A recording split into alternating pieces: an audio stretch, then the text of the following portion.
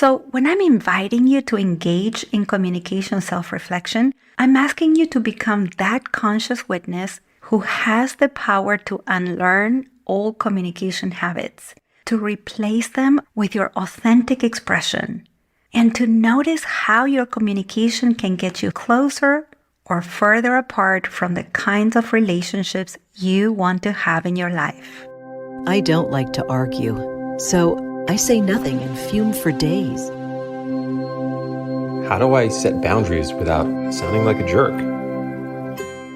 I hate the idea that I might accidentally offend somebody, so sometimes I'd just rather say nothing at all. Welcome to the Language Alchemy Podcast, and thank you for joining me today. This is your host, Alejandra Siroka, a transformative communication teacher and coach devoted to helping you have more peace and more harmony in all your relationships.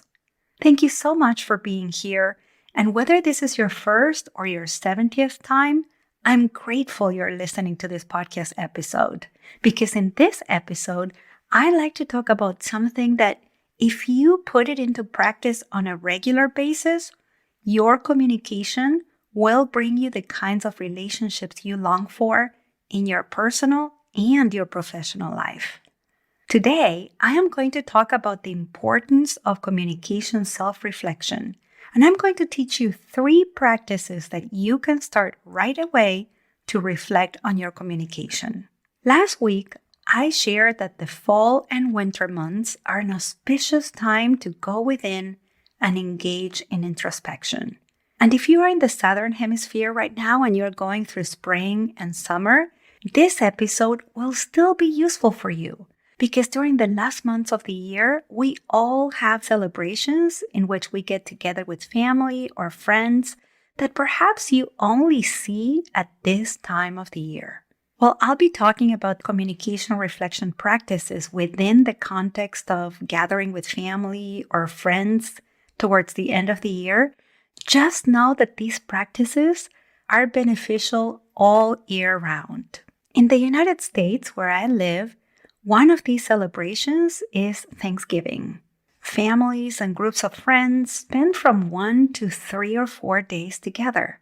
Some people love this time of year because they get together with family they don't see often. And some people dread this time of year for the exact same reason. Whether you love it or dread it, if you'll be gathering with family and friends, it's very useful to engage in communication self-reflection before you get together. When we reflect on ourselves, we get to see some aspects of ourselves with greater clarity and ideally with compassion and kindness, or at least with neutrality. Simply looking at what's there, taking stock. A reflection practice I do on a daily basis is meditation. There are several different kinds of meditation approaches and techniques, and some techniques suggest that we become our own witness. As we meditate, we witness our breath, our thoughts, our feelings, our body sensations, and the more skillful our witnessing or our reflection becomes, the greater our ability to shift what we witness, to transform it, to replace it, or to let it go.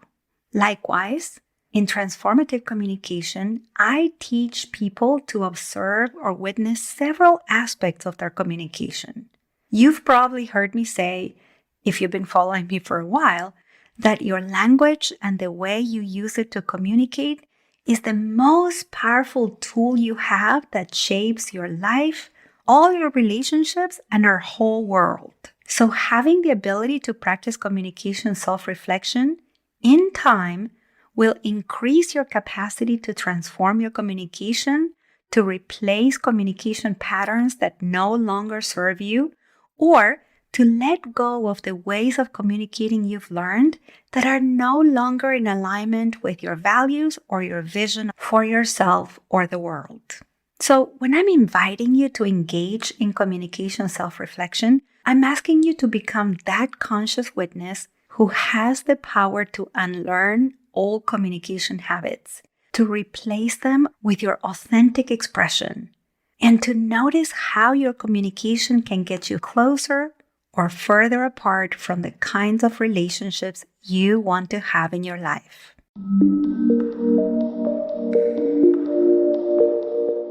I know that by now, if we were having a live conversation, you would be asking me a question. You would say, Alejandra, what about my communication would be useful to reflect on? And if that's what you're wondering right now, that is music to my ears.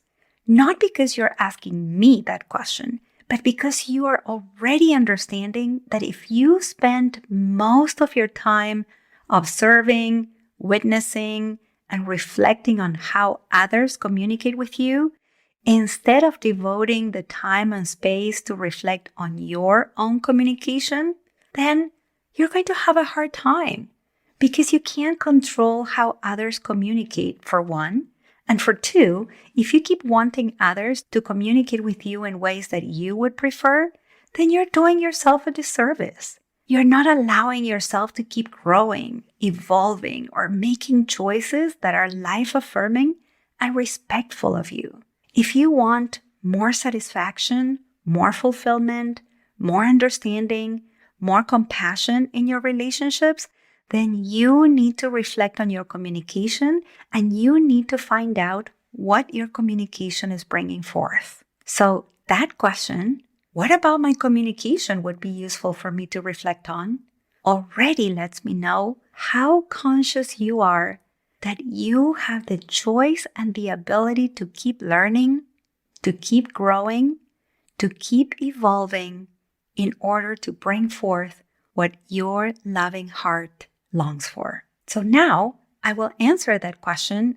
And again, I'm going to frame it within the context of gathering with family and friends you don't see very often in various celebrations during the last months of the year. I recommend taking out your journal for this part of the episode or opening your favorite note-taking app. And if you're in the car or going for a walk, or maybe you're folding laundry as you're listening to this episode, then I recommend listening and pausing to reflect, or listening to this episode twice. I actually love listening to an episode twice when I listen to podcasts and there's something I want to reflect on.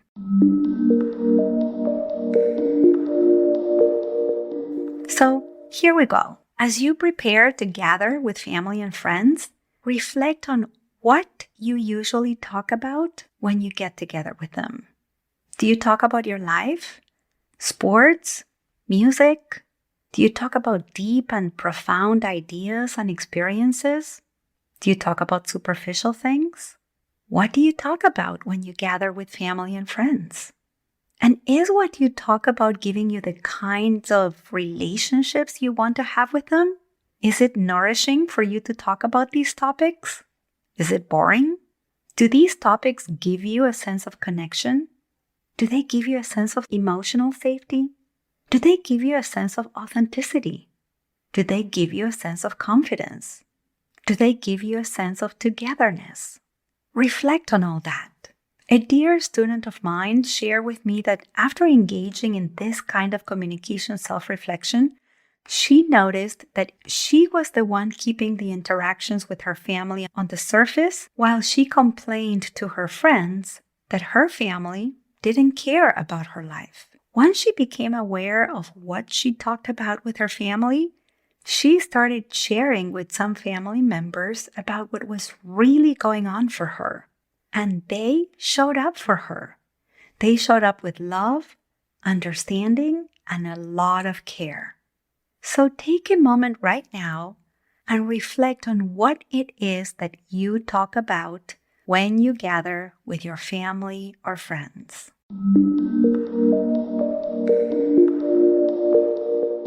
A second thing for you to reflect on is on how you communicate with your family and friends when you get together for these celebrations. Do you communicate with curiosity and ask questions to learn more about them? Do you listen with presence? Do you talk more than listen? Do you wait for others to initiate conversation and then feel disappointed? Do you listen with absent-mindedness? Do you communicate with empathy and understanding of others' sensitivities? Or do you communicate with disregard of others' tender spots? Do you show up with righteousness to tell others like it is? Or do you communicate with humility and kindness? Are you direct and compassionate? Are you passive-aggressive and use a tone of voice that shows your anger or resentment? I remember a communication coaching client told me that he realized he sounded like a little boy when he communicated with his family. He was the youngest in his family, and he shared with me that more often than not, he felt hurt because he didn't believe he was taken seriously by his family. When we worked on this, he engaged in a lot of communication self-reflection about the quality and tone of his voice. And his discovery was so useful for him. How could he be taken seriously by his family if he was not communicating with them as the capable adult he was? The more he was able to witness this and reflect on this, the more he was able to adjust his tone of voice, sometimes in mid-sentence. And in time, he learned to use his natural adult voice. And when this happened, he started to experience that his family was taking him seriously. It didn't happen overnight. It took time. But as he put it, it was so worth it. So take a moment right now and reflect on how you communicate when you gather with your family and friends.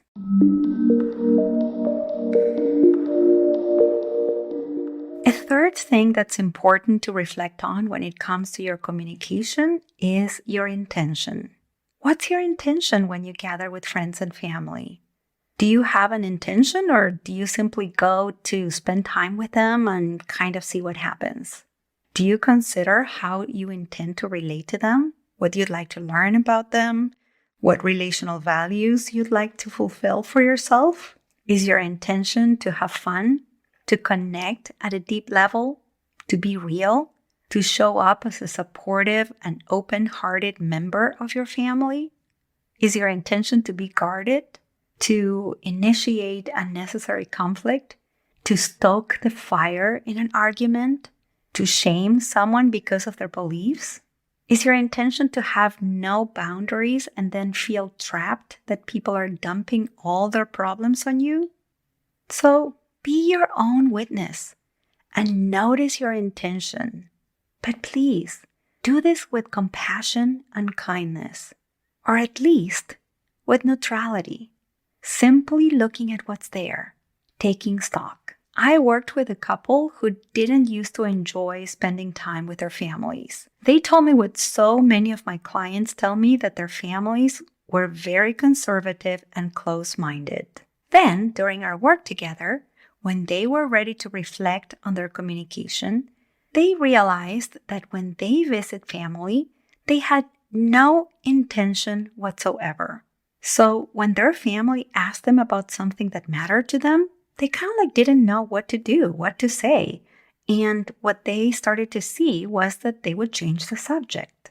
In our sessions, we discovered that when they were showing up with their families, they were showing up with close-mindedness and a judgmental attitude.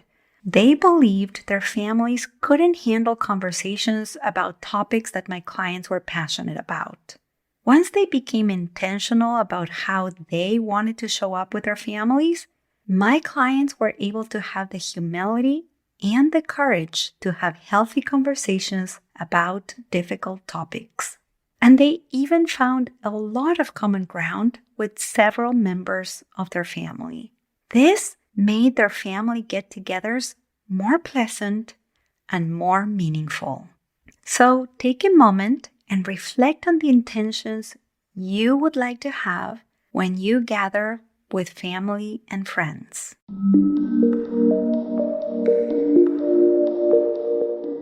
All right, there are other aspects of your communication you could also reflect on when you get together with family and friends, such as your somatic experience, that's to say your body sensations, your vocabulary, your understanding, your internal dialogue or self-talk, the outcome your communication is giving you, and so much more. But let's not get too ambitious here. For now, practice communication self-reflection on these 3 aspects of your communication. And like I said at the beginning, if you make this a regular practice, it will transform the kind of relationships you experience with your friends, your family, and also at work. And to recap, these 3 communication aspects for you to engage in communication self-reflection are what you communicate, how you communicate, and what kind of intentions you bring when you spend time with family or friends. I hope this episode was useful. My mission is to contribute to your life by offering transformative communication tools you can put into practice right away. And to that effect, if there's something you're wondering about in terms of communication, you can ask me a question and I will record a podcast episode in response. And how do you do that? It's very easy. Go to languagealchemy.com/podcast question and enter your question there. I will add the link in the show notes so you can go to the show notes, click on that link, and ask your question. Thank you so much for listening. And a special thanks to my students who are taking the Choosing True Connection course right now and are reflecting on their communication and showing up with their families and friends with a greater sense of presence, confidence, and capacity. I am specifically thinking right now of Shelly, Tamara, and Claire. Until next week, and as we say in Argentina, ciao ciao! Original music by Gary LaPoe. You can find all links in the show notes at languagealchemy.com.